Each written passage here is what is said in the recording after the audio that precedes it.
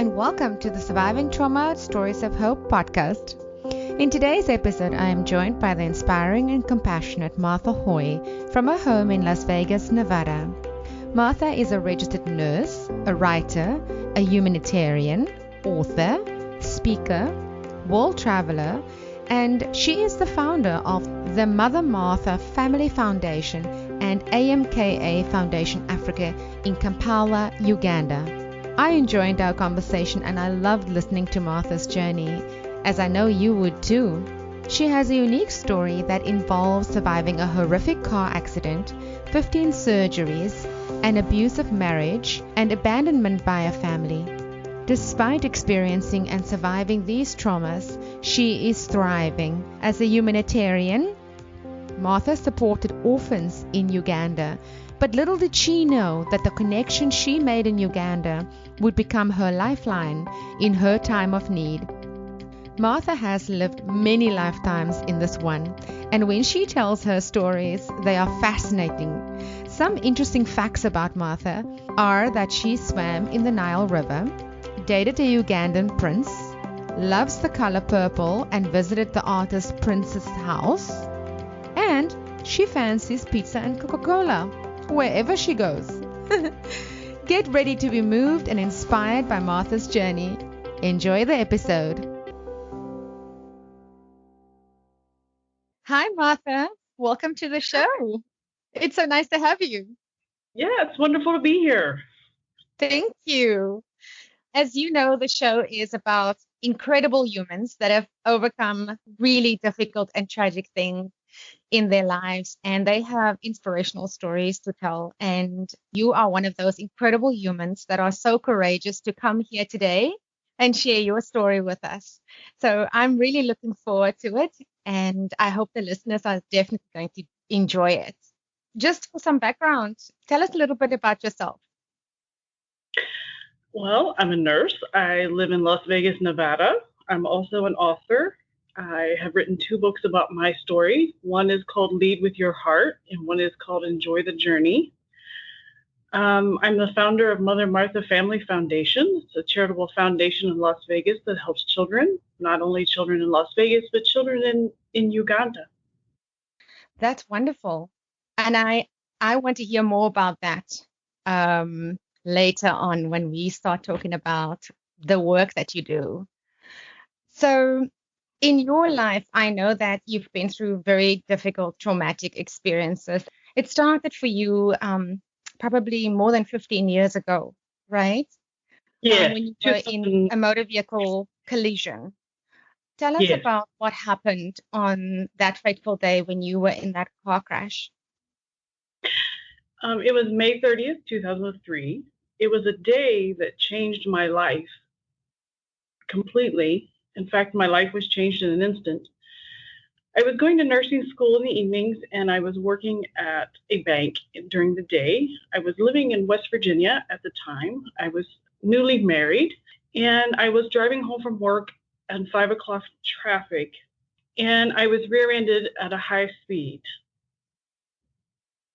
So I went from being a young, newly married life, seemed to be unfolding for me. Everything seemed great. I was healthy. I had goals. I was getting ready to finish nursing school, to not being able to move. I was in bed. I ended up having 15 surgeries total. I had a neck brace on, and I always say that I went from having this wonderful life, looking forward to great things, to only being able to see the ceiling in my hospital room. Yeah. Also, my face was very, very distorted. So not only did I lose the ability to live, I lost who I was. When I looked in the mirror, I couldn't recognize who I was. That is because, I suppose, the shattered windscreen of your vehicle, the glass had damaged your face. When I was rear-ended, I was knocked across 4 lanes of traffic, and then the front of my car hit the concrete barrier in the middle. It was a 4-lane highway going north and south. And my airbags did not go off.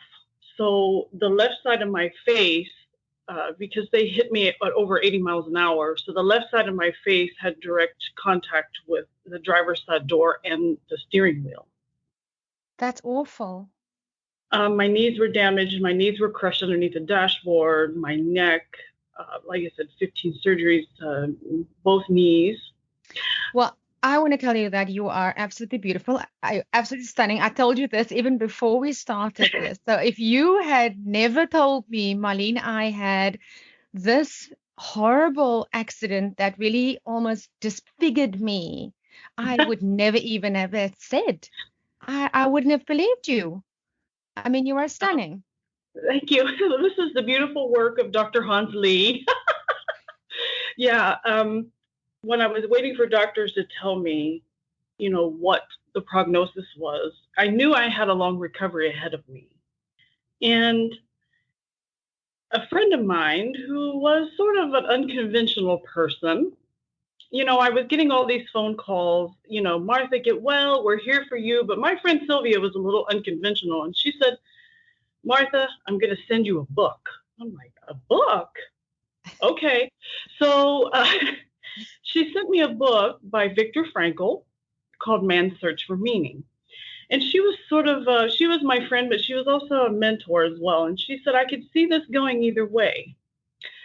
One way or the other. I can see you either playing the victim and never getting better, and this is your life now. Or I could see you doing something with this. She said, I know you're strong enough. So I read this book in one day because Sylvia had never steered me wrong. And what that book taught me was, this is a man, Viktor Frankl was a psychologist who survived one of the worst concentration camps in World War II.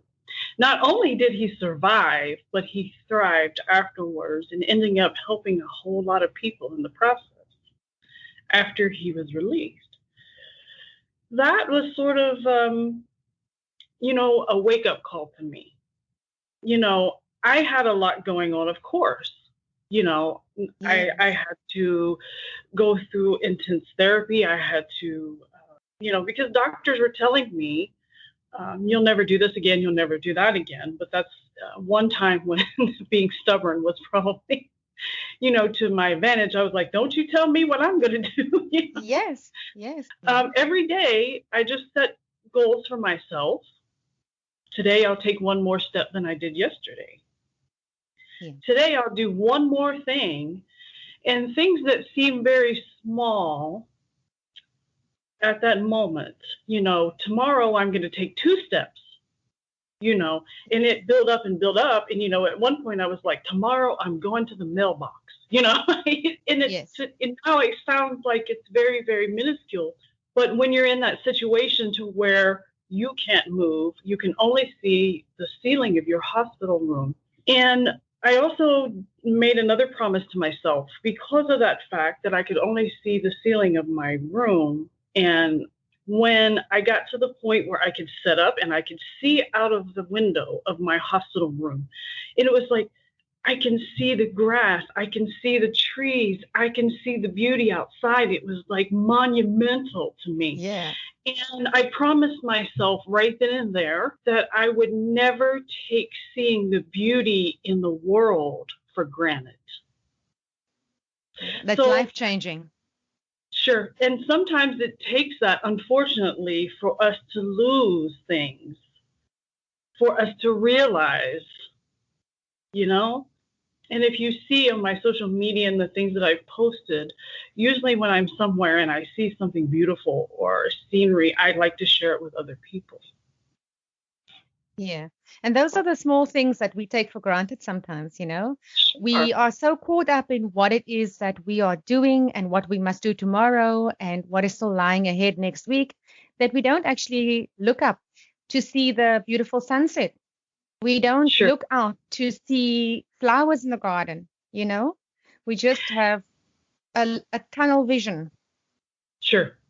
But trauma, the beauty for me about trauma is that it opens up that vision. Yeah, absolutely. I said, that accident was sort of the catalyst to a lot Yes, of things in my life. Yes. I hear you. I know exactly what you mean.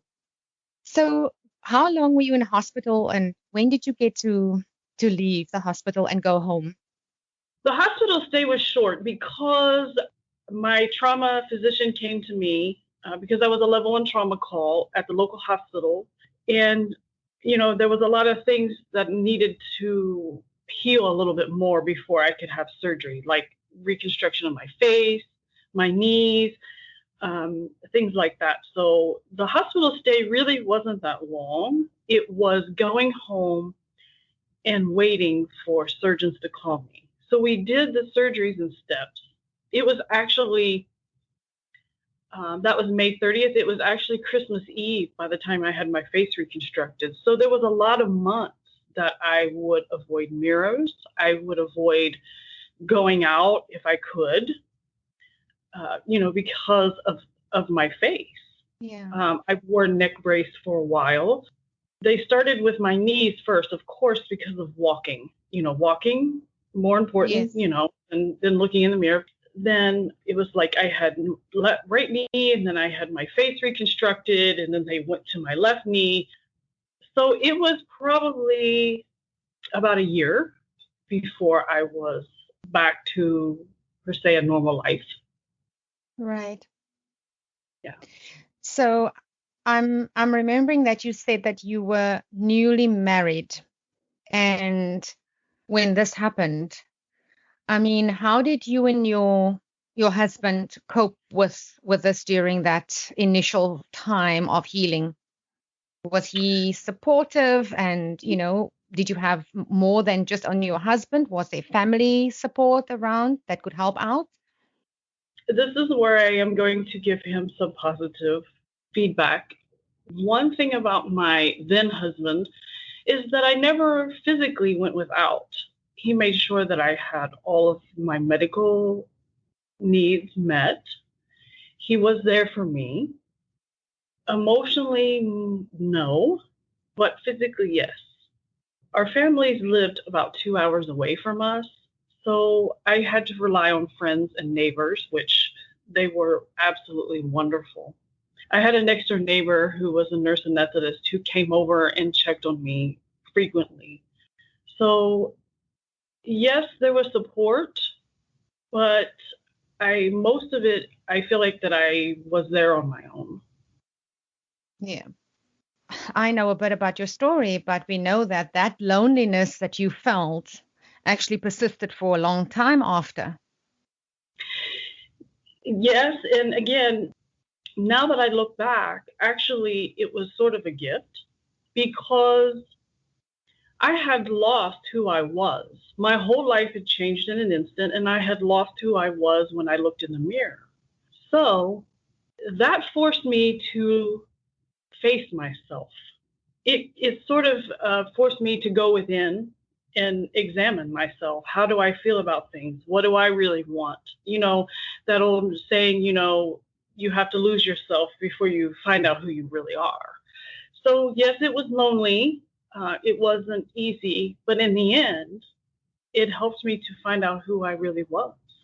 Yeah, it's like they always say when you come face to face with your mortality, it makes you re-examine your entire life, Yeah, and sure, it makes you really choose the things that are necessary for your well-being, you know? sure.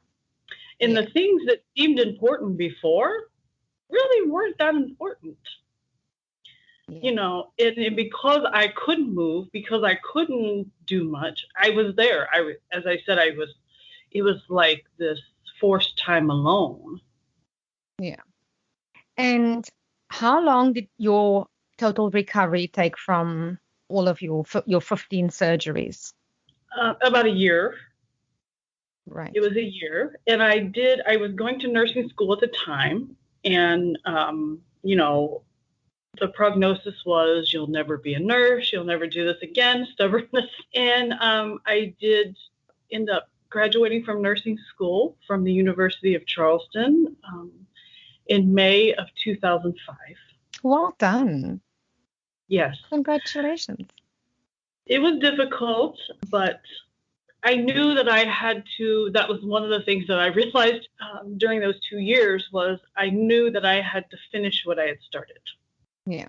And I was taken care of by some of the best nurses, doctors around me. And actually, I ended up working in that emergency department that took care of me after my car accident. Oh, how is that for giving back? Huh? Yes. And paving it forward for others. Yep. That's beautiful. So now you're living at home with your husband. You've come through this trauma. I suppose on a psychological level, you would have still processed a lot of that, and you would have dealt with it maybe with tools like a psychologist to help you cope and overcome this trauma. Was that something that you did? I did. The people that were involved in the accident were all three that were in the vehicle behind me were ejected at the scene and pronounced dead at the scene. And, when you are just minding your own business, you're driving home, and then all of a sudden you hear this noise, you're knocked unconscious, you're injured, and you see the things that I had seen, because there were deceased bodies and things like that. I didn't realize that how much that it had affected me until I started having really, really terrible nightmares. I kept reliving it in my sleep. So one of my physicians that I'm still friends with, he said, Martha, I know this gentleman who specializes in PTSD, and I think you should see him. So that's what I did. I worked through that with him. It really wasn't long. I would say 2 or 3 months, because that's what he specialized in, Yes. PTSD from traumas and that type of thing. So Yeah. That was very, very helpful to teach me tools how to do that, how to work through that. And what worked for me was he actually took me through the experience and I relived it. But as I was reliving it, we changed my perception. He That's taught me interesting. how to see it from an outside perspective. Okay. So after a few months of that, the nightmare stopped. Well, that's amazing because, normally we hear that when in therapy people go through and relive the trauma, they are sort of re-traumatized because they have to go back there in their mind. But I like what you're telling me is that you go back to revisit what had happened, but you take a different perspective on what had happened. Yes. You look at it from the outside, you're objective. Yes. Yes. Yeah. That's excellent. Yeah. I'm sure that there is a very good medical term for that, but I don't remember what it is. I wouldn't know either. Martha, so I know that you had more than one traumatic event. How do you move from one traumatic event, and in your case, into another traumatic event? What does that feel like when you realize I've just come through a trauma and I've healed myself and I find myself in another traumatic situation? Oh my. Well, after all of this happened, people ask me, did you see the signs that your marriage was abusive? Yes, I think I did, but there was so many things going on that the signs were probably ignored. There was a lot of verbal abuse. And to the strain, the stress of now I'm no longer functioning. I was at home. Now that I have healed, dynamics change. So honestly, I really didn't know how traumatized or how it affected me until the moment that I left it.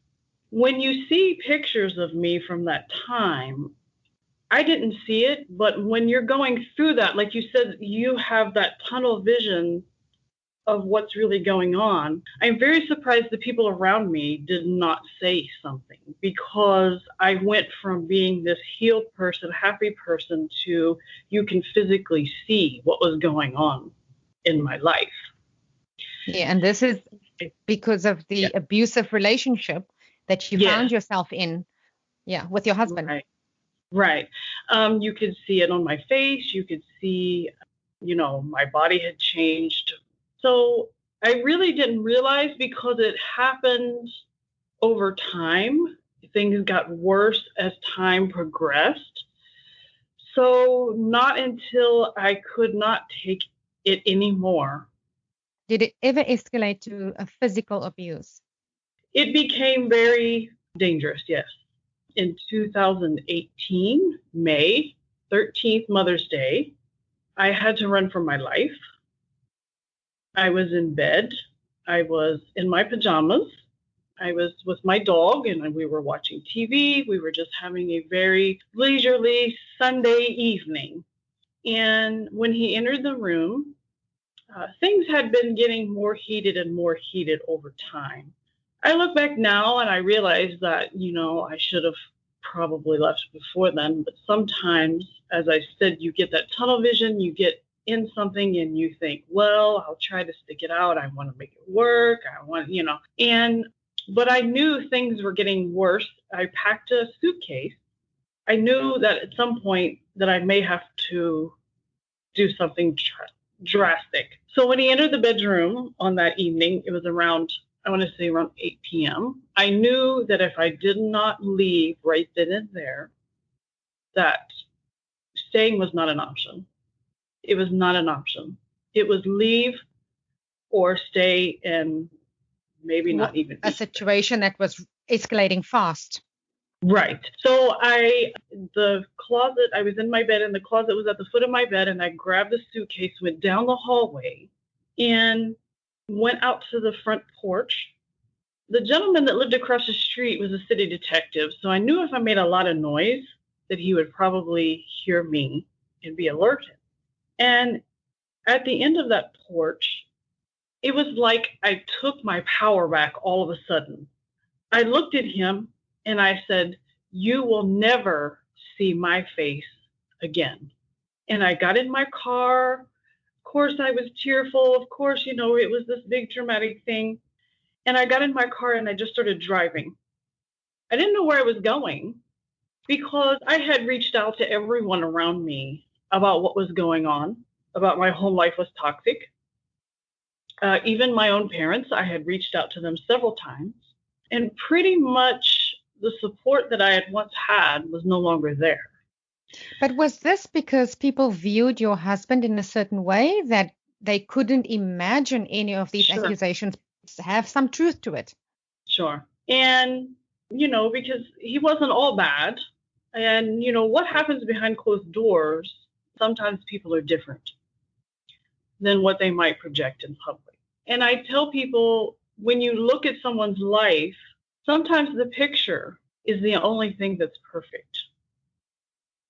Because in reality, what might be happening when the doors are closed and no one else is around is different.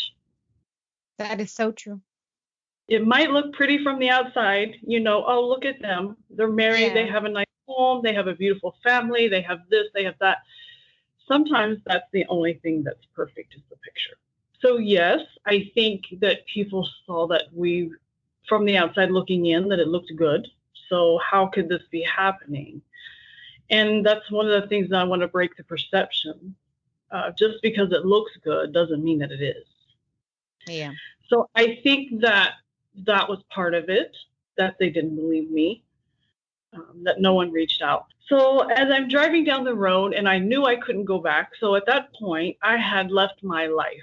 I left my entire life. Everything that I knew, I had left, and I knew I could never go back.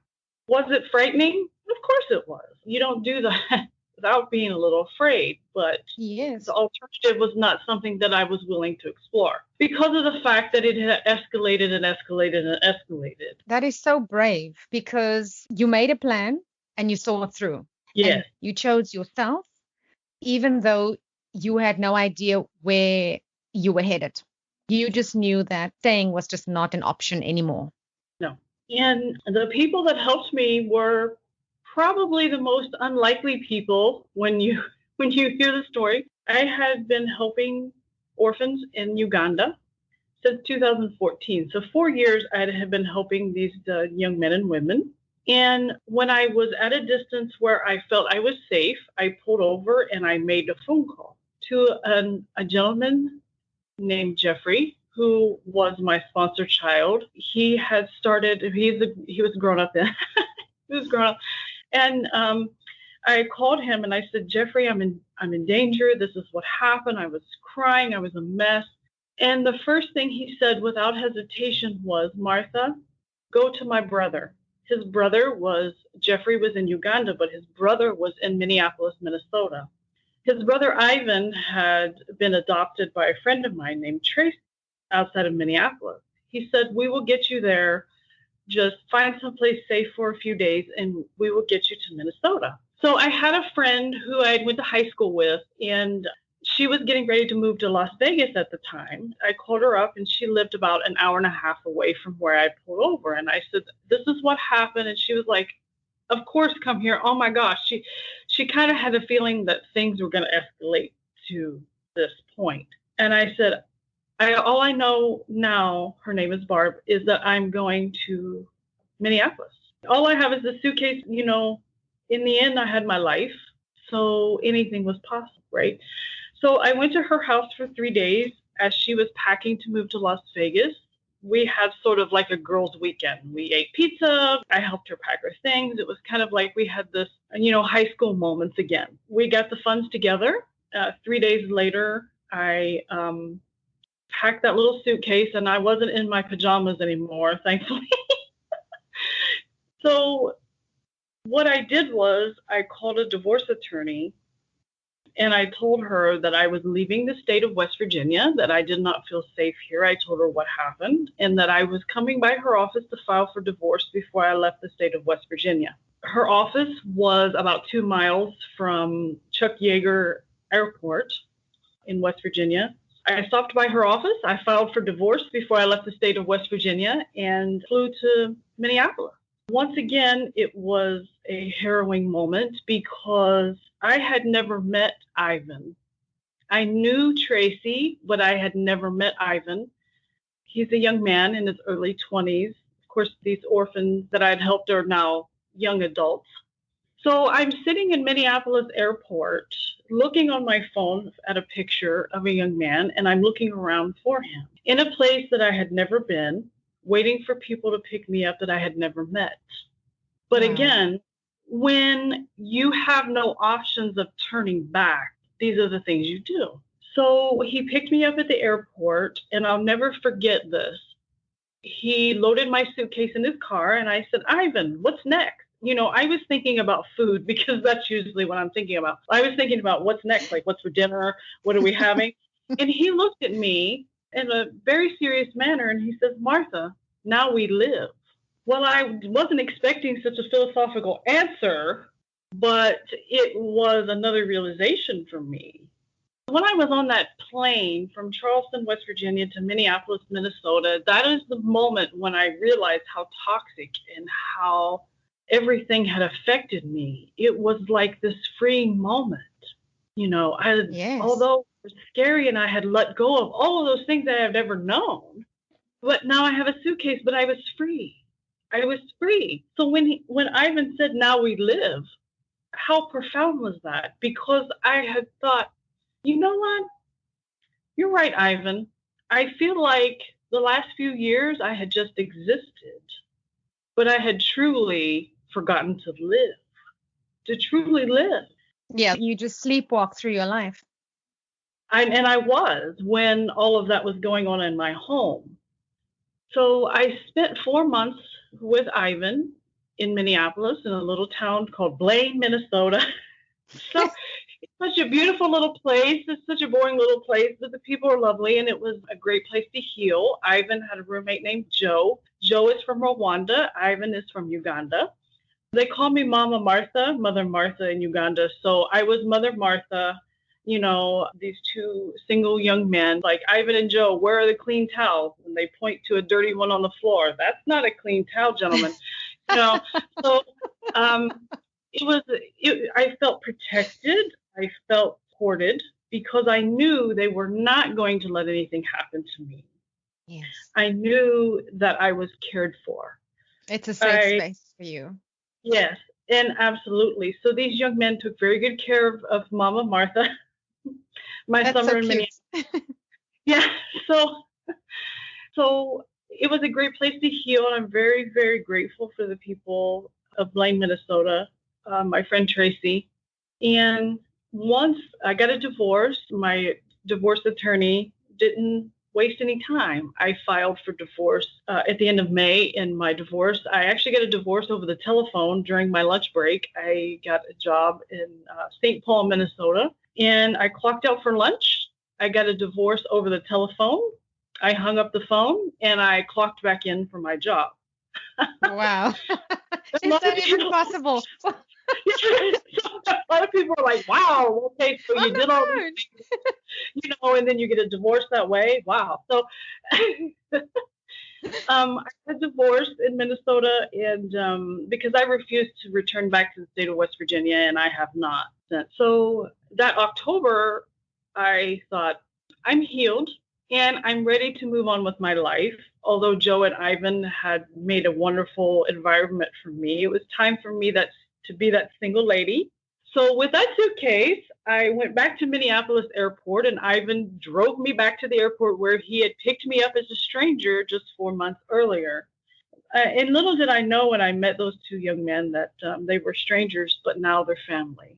I didn't know how important they would be in my life. Yes. Even from the time that you were sponsoring them before they came to the US. Right. So I didn't know, and I'm very grateful because one thing about Ivan and Joe is, they taught me a lot of things, especially about relationships with men and women, how to be respectful to women, how, because of what I had lived through. So it was a much different dynamics, and I'm very, very grateful for them. And I mean, to be that knowledgeable at such a young age is admirable. Because you're saying they're young adults in their early 20s. Sure. They were raised well. Absolutely.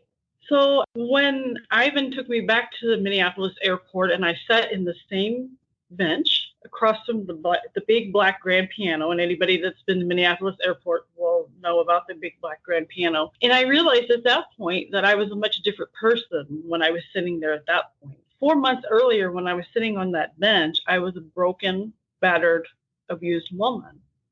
And 4 months later, I was sitting there and I was a healed woman. I didn't know who I was yet, but I was healed and I was ready to find out. My friend who was packing for Las Vegas some months before said, Martha, come to Vegas. What a better place to start your life as a single woman. We can be these two single ladies, redoing our lives. This sounds like fun. It sounds great. Who's going to say no to that, right? So I can turn that down. And here I go on a plane, and I'm looking down at the bright lights of Vegas, and I'm just so excited. I had been here once before, several years before that, so I knew somewhat about what Vegas is like. And I came here to restart my life, to find out who I was. I remember the first time I was driving down Las Vegas Boulevard and all of the lights and the bright lights and the excitement, and I said, I lost all of these things, and I'm not going to tell you that I got over that easily. But now my life was like blank pages in a book. Now I can make my story of my life look however I want it to look. And it was exciting. As I said, there was still a grieving process. Yes. Because you don't walk away from everything without grieving. Yes. But I knew it was better what was coming. Yes. And I always say that, sometimes you need to lose your house to find your home. Yes. And that is when I wrote the book, Lead with Your Heart. Tell us about that book. So the book, Lead with Your Heart, that's when I wrote that book here in Las Vegas. And it was about how a nurse from West Virginia becomes connected to Uganda, a country in East Africa, how I became connected to these young men and how they helped change my life and I helped change theirs. So that's what Lead with Your Heart is about. And I started writing it actually in Blaine, Minnesota, outside of Minneapolis is when I started writing it. I started writing it at first as a way to process what I was going through, because writing it, speaking it is a great healing thing. It's a great coping mechanism. It's a great tool for healing. Absolutely. Yes. So, and I've always been a writer. It was always one of my careers, a nurse, and I've always been a writer on the side just because it's something that I love, it's something I enjoy. So I started writing it as a way to heal, but it turned out to be this incredible story. So I released that book beginning of 2019. So as I'm in Las Vegas, I started to think about all of the things that I ever wanted to do. When you're in a situation in life, when you're held down by circumstances, when you're in a relationship that's controlling, when your every move is controlled, even your personal possessions are controlled. Now you're going to do this, and now this has to be here, and now this has to be this way. Now I had this freedom. Now I could paint the picture. I could write the story however I wanted to. So I'm sitting there and I'm thinking, well, I'm going to pick up some extra shifts at the hospital. I'm going to do these things and I'm going to put some money in my pocket and I'm going to take the suitcase, the one thing that I had left from my previous life, and I am going to go do the things that I've always wanted to do. So at the beginning of 2019, I took that suitcase and I went on what I say is one hell of an adventure. It was a journey of self-discovery in a way. I had lost everyone in my life, but I had this new family, these new people emerging in my life that were now family. Now I had Ivan and Joe, and I had Tracy in Minnesota, and now I had my friend here in Las Vegas. Yeah, so because your family wasn't supportive at all, no, and still is not to this day. It still is not, right? Despite the fact that I've reached out, they are still not supportive nor in my life. I said, I love pizza and Coca-Cola and the color purple. I've known for those things. So my little adventure really started in Minnesota when I went to see Prince's house because I love purple. But when I came here, I wrote out a list. This is the things I want to do. And I booked my flight. I said, I'm going to eat pizza in Milan. I'm going to see the Eiffel Tower. I'm going to see my friend who lives in Dubai. And I'm going into Uganda. Why? Because my Ugandan family, they're the reason I'm still here. They're the reason I'm still upright. They're the reason that I am doing all the things that I'm doing. So, of course, the end of my trip was going to lead me to Uganda. Yeah. And my goal was to put my arms around Jeffrey. Yes, to see Jeffrey and just to show him that gratitude for being the voice on the other side of that telephone that night. Yes. When no one else was there, when no one else, I had nowhere to turn to, that young man who was at that time was 7,000 miles away. He was there for me. And it was my goal to wrap my arms around him. And that I did. I boarded a plane, McCarran International Airport, and I did all those things. And the book that I wrote, Enjoy the Journey, which was just released last week, is about that trip. It's about the people that I met along the way, the people that became family after that trip. Yeah. The things that I experienced. And my friends that are here at Vegas say, Martha has stories that no one else has. I've swam in the source of the Nile River. I dated an African prince. I love it. So, I mean, you're living Ivan's words. You're bringing it to life. Now he lives. And during that trip, as I said, I healed in Minnesota, and I came to Vegas. And this trip, then I found out who I was. And along the way, I received a lot of nicknames. I received modern day Buddha because of my writings. I received, no matter where I've been in the world, because I'm from West Virginia, a lot of people sing the song Country Roads by John Denver. Some places I was very amazed that they knew that song.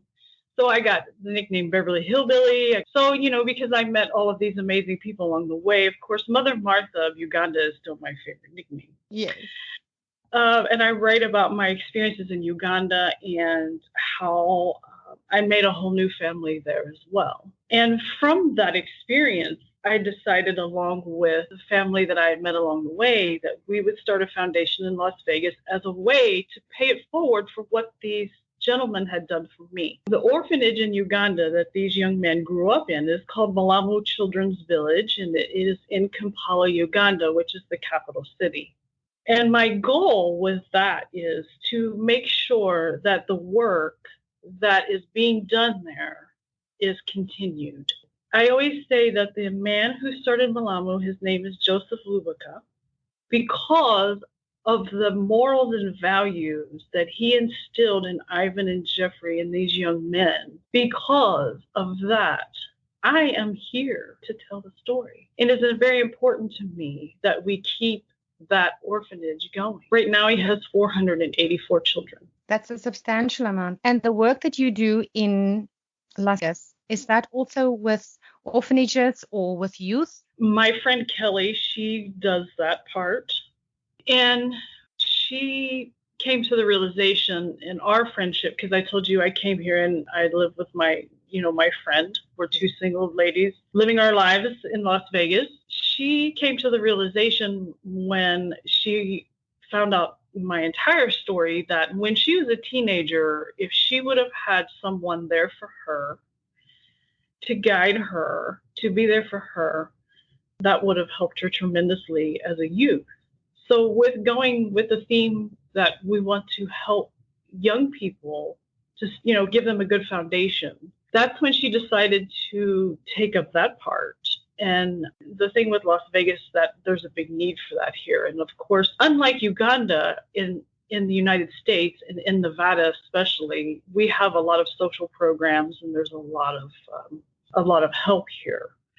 Not that they don't need more. It's just that there is help here. We do have social programs. In Uganda, there aren't any social programs at all. So there is no help for people like Uncle Joseph, that's what we all call him. Right. For Joseph Lubaka and Malamu, there are no social programs like there are here. Right. For the listeners who would like to get involved with the orphanage in Uganda, how would they go about doing that? On my website, mothermarthafamilyfoundation.org, or they can visit my social media pages. Which is Martha Hoy. Yes. Okay. But they can click through from the website and then find it easily. Oh, and then your book that was launched last week, anybody that wants to purchase the book, where can they go to find it? Also on your website? Or is it available in some of the online stores? Both of my books are on Amazon, Barnes & Noble, anywhere where digital books are sold. Yes. Okay, fantastic. You're such a strong woman. I'm listening to your story and I'm just so inspired by everything that you have achieved and what you continue to do. I mean, I can see the emotion and how it's driven by complete gratitude. And it's so admirable. Thank you for the service that you give to those in need so selflessly. I just pray and hope that we can continue and do more things. And I'm very grateful for the people that have come into my life that are now family. I'm very grateful for the people that have come into my life to help me. Yeah. Any last words of inspiration that you want to leave the listeners with? When I wrote my books, I wrote with the end in mind. I thought, what do I want people to walk away with? What do I want them to think or feel from my story? And I think that one point is, it doesn't matter what happens to you. It's about who you become. We can have everything in life taken from us. I did everything. My life was reduced to a suitcase. Dr. Viktor Frankl had everything taken from him, even his name. But the one thing that no one on this planet can take from you is how you choose to respond. Yeah, that's excellent advice and so true. It makes me think that, everything we have is already within us. Absolutely. Yeah. Sometimes it just takes to go through some things to realize that it's there. Because I went from this woman who was traumatized, who had went through all of these things. And in Enjoy the Journey, I talk about, it's my story of how a nurse from West Virginia ends up being known as Mother Martha of Uganda. So all of those things were there. It was always there. Yes. I just had to go through a lot to realize it. Yeah. Well, Martha, thank you so much for sharing your story with us. I am so delighted to have you. I wish you so much success with the foundation, with your books. And I know that your story will have a profound impact on so many lives. So thank you again for your service. Thank you. I've enjoyed our time together. For sure. That wraps up this podcast episode. Thank you for listening. If you enjoy my podcast, please take a minute to give me a rating and review in Apple Podcasts. Please subscribe in your favorite podcast directory so you don't miss an episode. Please consider following My Centered Life on Facebook and Instagram for daily inspiration. Thank you so much for spending this time with me. You can catch me again in the next episode. Same time, same place. Sending you lots of love and light. Bye.